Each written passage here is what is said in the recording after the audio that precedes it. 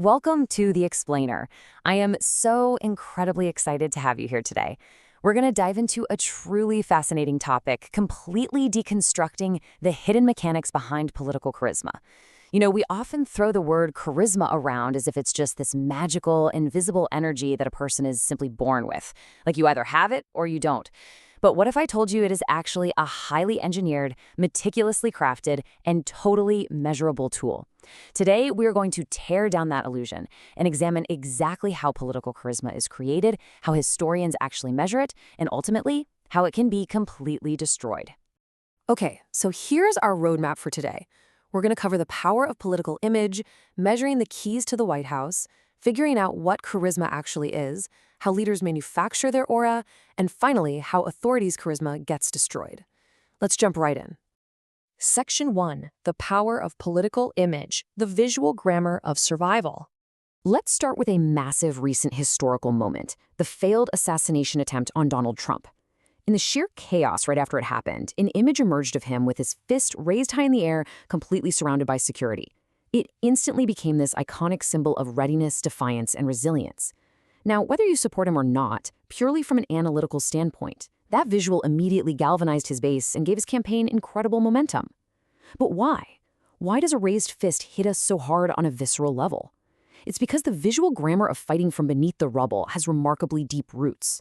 We can actually trace this defiant posture way back to the 18th century, to foundational figures like Patrick Henry famously declaring, "Give me liberty or give me death." If you look at historical paintings, they often show these figures in very similar defined poses.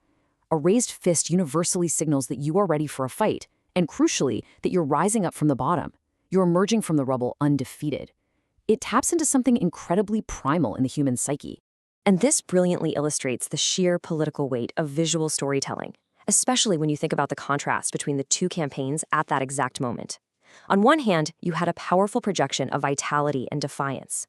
On the other hand, the opposing campaign was really struggling with a very different public perception. Joe Biden was frequently being captured in moments where he appeared frail or just kind of seemed to be looking off into the void. The contrast was absolutely stark. The Democratic Party realized they were facing a severe, undeniable charisma deficit, which is what drove the totally unprecedented decision to swap Biden for Kamala Harris in the race. It was a direct attempt to reset the visual narrative and project a renewed, energetic image to the public. So that brings us to Section 2, measuring White House keys. Is charisma just a feeling? Seriously, is charisma just a vague, subjective vibe, or does it actually decide who gets to run a global superpower? We really like to flatter ourselves and think that in modern, advanced democracies, voters choose a president purely based on economic policy and highly rational debate. But is that actually true? To answer that, I want to introduce you to the number 13, and specifically to the renowned American historian Alan Lichtman. Lichtman is famous for being basically the political equivalent of Paul the Octopus from the World Cup. He has accurately predicted the winner of almost every single modern presidential election, and he doesn't do it by obsessing over polls or listening to cable news pundits. He relies entirely on a definitive checklist of 13 specific criteria, which he calls the keys to the White House. Now, yes, he looks at obvious things. Is the economy in a recession? Is there major social unrest? Is the current administration plagued by some massive scandal? But look closely at keys number 12 and 13. Lichtman explicitly measures whether the incumbent or the challenger possesses overwhelming charisma and is perceived as a true national hero. Think about that for a second. Lichtman's highly successful, empirically tested model treats charisma not as some fun little bonus, but as a tangible, election-deciding metric, right alongside inflation and unemployment. Section 3. What is charisma? The sociological core. If charisma is powerful enough to mathematically predict the presidency, we really need to know exactly what it is. To figure out what this buzzword actually means, we have to look way past a nice smile and a sharp suit. Sociologically, charisma is defined as an interactive relationship. It doesn't exist in a vacuum. A leader can't just be charismatic to a mirror in an empty room. Charisma requires an audience to actively buy into the myth. The followers must fundamentally believe that the leader possesses almost supernatural, totally extraordinary traits that make them the only person capable of rescuing society from a massive crisis. This interactive requirement perfectly explains why political figures are so intensely polarizing. It's exactly why supporters can look at a politician and see a brilliant chic savior, while their political opponents look at the literal exact same person and see a completely unhinged fraud. To understand this deeply, we can turn to the legendary German sociologist Max Weber.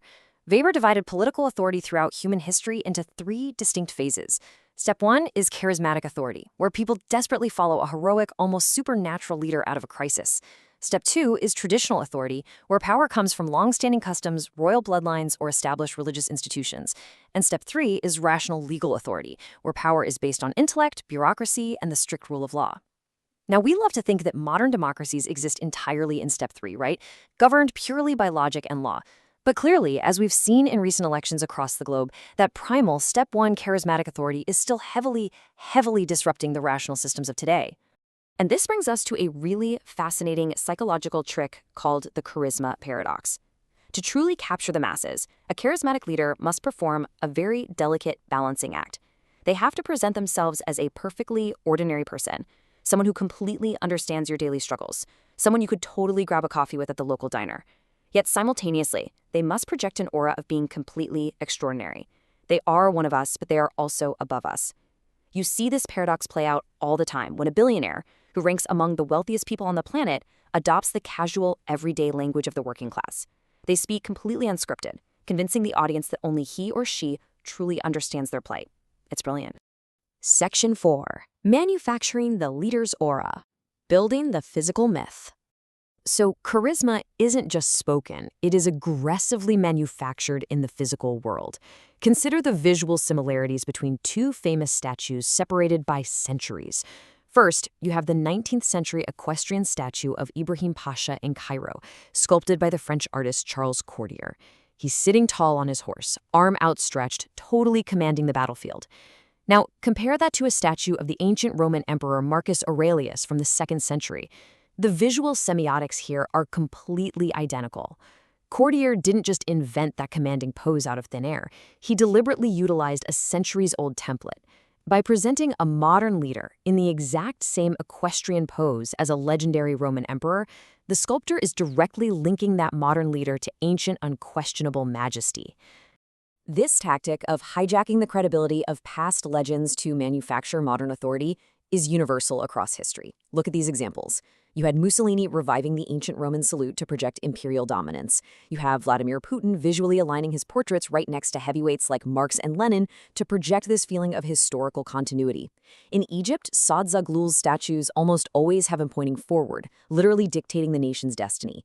And if we go all the way back, Alexander the Great routinely had himself depicted in art as Heracles or Zeus. They are literally borrowing the halo of the past to build their own myth in the present. Sometimes, however, this manufacturing goes a little bit too far. Take a look at this 1832 statue of George Washington by the American sculptor Horatio Greenough. It depicts the first U.S. president seated on a throne, draped in a toga, completely bare-chested, looking like a literal god of Olympus. It's actually kind of hilarious to look at today, because unless you genuinely believe you are an actual immortal deity, there is absolutely no reason for a modern president to be carved shirtless. It perfectly highlights just how desperate the urge is to elevate a politician from a mortal administrator into a mythological savior. Section 5. Destroying authority's charisma. The visual warfare of opponents. So we've established that this aura is meticulously, carefully constructed. Therefore, logically, to defeat a charismatic leader, that aura must be aggressively dismantled. The American art historian Linda Nochlin wrote extensively about this concept, which we can call haptic or visual destruction. She noted that following major revolutions or invasions, one of the very first things the victorious public does is physically tear down and mutilate the statues and symbols of the old regime. You know, physically destroying a statue isn't just about clearing a public square.